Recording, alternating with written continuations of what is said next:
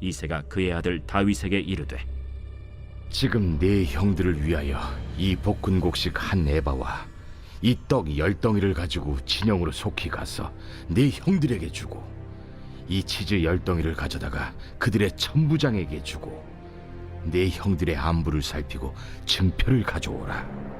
그때 사울과 그들과 이스라엘 모든 사람들은 엘라 골짜기에서 블레셋 사람들과 싸우는 중이더라.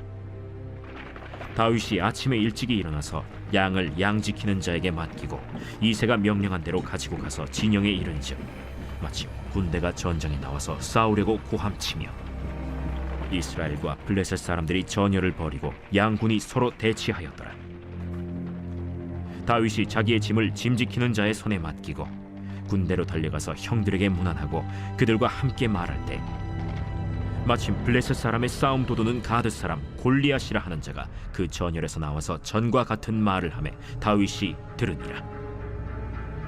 이스라엘 모든 사람이 그 사람을 보고 심히 두려워하여 그 앞에서 도망하며 이스라엘 사람들이 이르되 너희가 이 올라온 사람을 보았느냐? 참으로 이스라엘을 모욕하러 왔도다.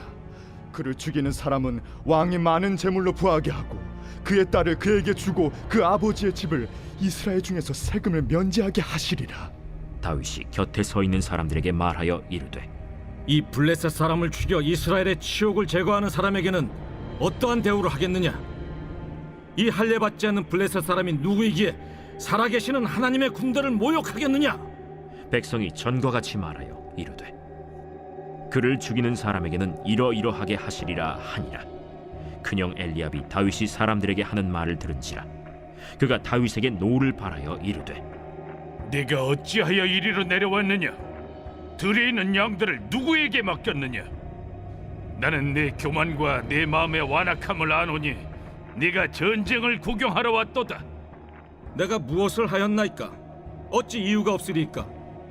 하고 돌아서서 다른 사람을 향하여 전과 같이 말하매 백성이 전과 같이 대답하니라. 이 새벽에도 하나님의 말씀을 깨닫는 지혜와 기도 응답의 은총이 넘치시기 예수님 이름으로 축복합니다. 오늘은 공포를 깨는 무기라는 제목으로 말씀의 은혜를 나누겠습니다. 이스라엘 군대는 골리앗의 공포 앞에서 아무도 앞으로 나아가지 못하고 있었습니다. 사울 왕이 내거 상급도 군사의 숫자도 전열을 갖춘 모습도 이 공포를 이기지 못했습니다. 이 장면 속에서 하나님께서는 한 소녀 다윗을 통해 공포를 깨는 참된 무기가 무엇인지를 보여주고 있습니다. 오늘 본문이 우리에게 주시는 교훈은 무엇입니까? 첫째, 공포 속에서도 하나님은 여전히 말씀하시는 분입니다. 다윗은 형들에게 음식을 전해주러 왔을 뿐입니다. 그런데 그 자리에서 골리앗이 이스라엘을 모욕하는 말을 듣게 됩니다. 이것은 우연이 아닙니다. 하나님께서 다윗으로 하여금 반드시 들어야 할 말을 듣게 하신 것입니다. 공포는 늘 소리로 다가옵니다. 두려움을 키우는 말, 낙심하게 만드는 말, 포기하는 말입니다. 그러나 하나님은 그 공포 가운데서도 우리에게 말씀하시는 분입니다. 우리는 무엇을 더 크게 듣고 있습니까? 둘째,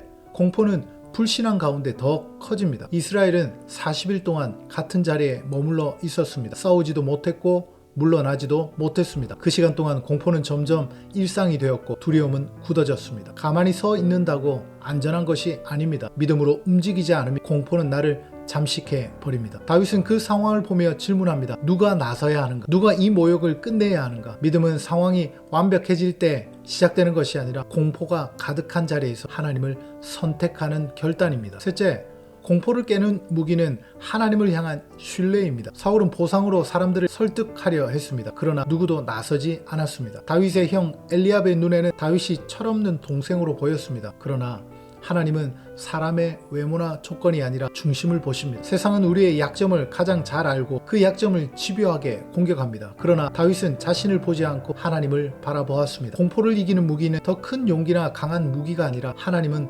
어떤 분이신가에 대한 분명한 믿음입니다. 사랑하는 여러분, 우리의 삶에도 골리앗과 같은 공포가 찾아옵니다. 그때 꼭 기억해야 할 사실이 있습니다. 공포를 깨는 무기는 환경의 변화가 아니라 하나님을 신뢰하는 믿음입니다. 오늘도 공포보다 크신 하나님을 바라보며 담대히 한 걸음 내딛는 여러분 되시기를 예수님의 이름으로 축복합니다. 기도하겠습니다. 하나님 아버지, 우리를 두렵게 하는 수많은 골리앗 앞에서 다시 믿음으로 서게 하시니 감사합니다. 우리의 눈이 문제를 보지 않고 주님을 바라보게 하시고 공포의 소리가 아니라 하나님의 말씀에 반응하는 믿음을 주옵소서. 오늘도 믿음으로 공포를 깨고 주의 뜻을 따르는 하루가 되게 하옵소서. 예수님 이름으로 기도하옵나이다. 아멘.